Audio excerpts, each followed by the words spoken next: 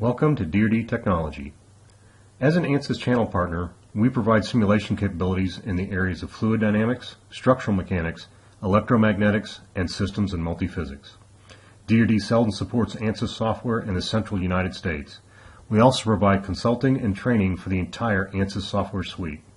Our mission is to help clients maximize their utilization of ANSYS software to the highest degree possible. My name is Ban Banerjee, and in this presentation I would like to show you how to extract the deformed geometry out of ANSYS Mechanical using ANSYS SpaceClaim Grid Modeler. What we have here is a rubber cushion pad that's crushed between two metal plates. So a quick review through the tree shows that we are defining a hyperelastometer property for the rubber. We have a base plate made of steel and a loading plate made of steel. We have nonlinear contacts between the rubber and the plates. So we have frictionless contact defined on the core surfaces of the rubber with the plates, and we have a self-contact also defined as frictionless to capture the crushing of the rubber where it folds into itself.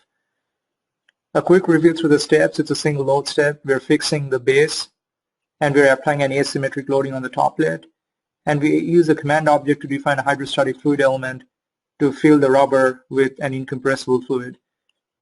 We are going to hide all of the parts except for the rubber, and a quick review of the deformation plot shows how the rubber is getting squashed between those two metal plates.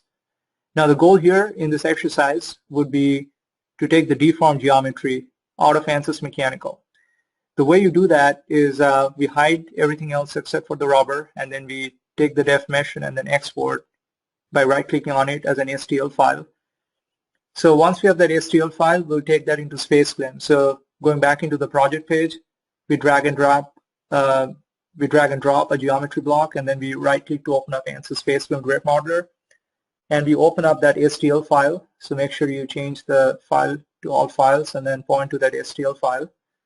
This brings in as a faceted mesh file, as you see here. Now this is a little bit tricky. If the goal of the exercise was just to get the deformed shape of the solid, it would be easy to do, but here we have a hollow solid. So what I'm going to do is I'm going to import that file one more time, and I'm going to work once on the outside to try to skin all the surfaces on the outside. So I rename this first import that I did to an outside, and then I go to the file and then import that same file again. So I basically did the import twice, and I'm going to rename this to my inside. Now I'm going to work separately. First I'm going to work from the outside, then I'll work on the inside to create those surfaces, which I will later on then do a Boolean to subtract the overlapping volume to create the hollow that I need. Notice what I'm doing here is I'm picking three faceted points, and then I'm creating a new plane, and I basically, once I have that plane, I can position it where I want it to be, and I'll explain here momentarily what I'm doing with this. And I just make a copy of these planes. These planes will later on be used to skin the surface. Now I can directly work with this STL mesh file, and I go to the Insert tab in SpaceClaim and do a skin surface in an attempt to skin the surface. But notice it's actually going to error out the first time that I try to do it. It notices some issues with the facet, and there's a yellow triangle to confirm that. So I go to the Facets tab, and then I do an auto fix, which usually is a pretty good tool to fix problems with the facets.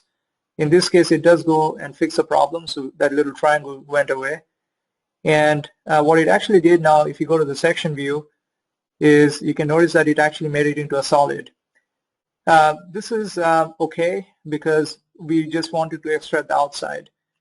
So then I go back to my task of skinning the surfaces to make it into a to get basically capture the outside surface. So notice I picked the two planes, and then I got my surface. Then I picked the third and the fourth plane to pick the surface on the bottom, basically encapsulated between those two planes. And you can see again, if I hide the facet, you can see how it very nicely it actually extracted that surface. Now the trickier parts would be the top, bottom, and the midsection. What I'm doing here is I pick the very top plane and pick one of the facets on the top, and I'm doing the same, picking the bottom plane and one of the facet points on the bottom.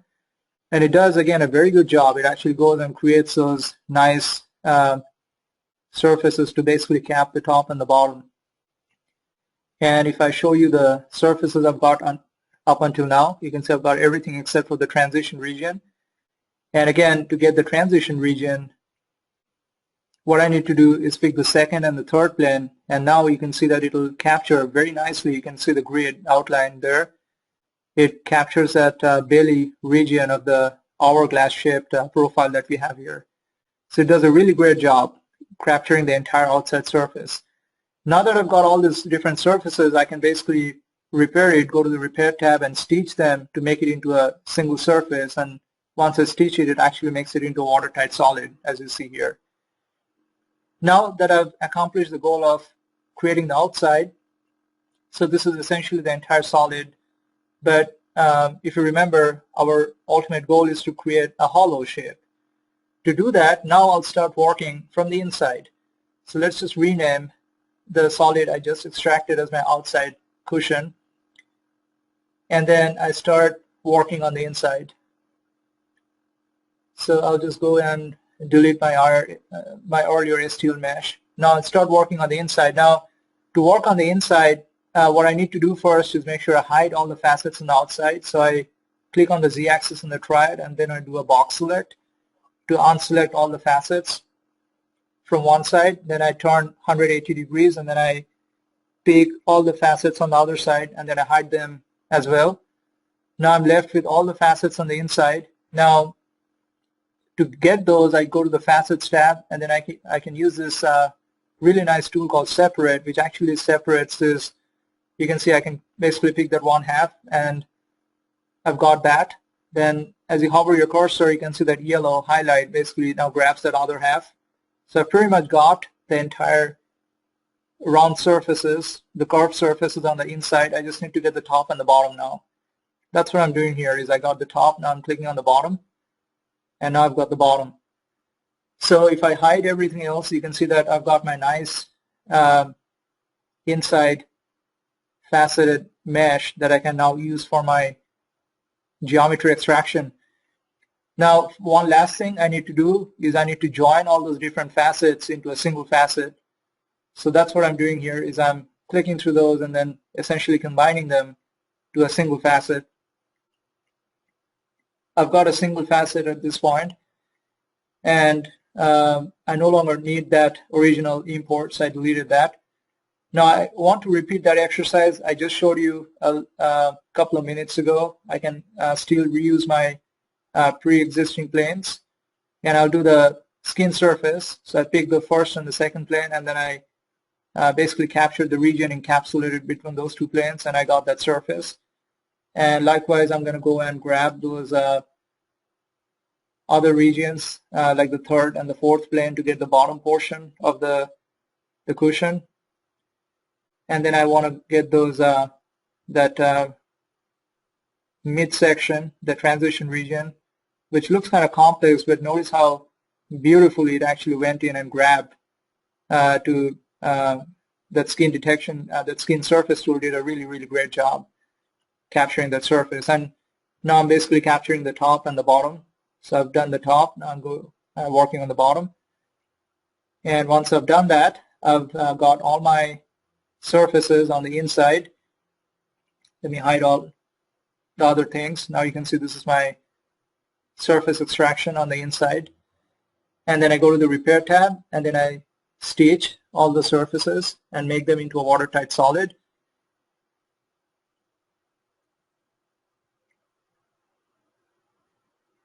So now I've got my watertight solid. And now what I need to do, let me just go and rename this. So this is my inside cushion.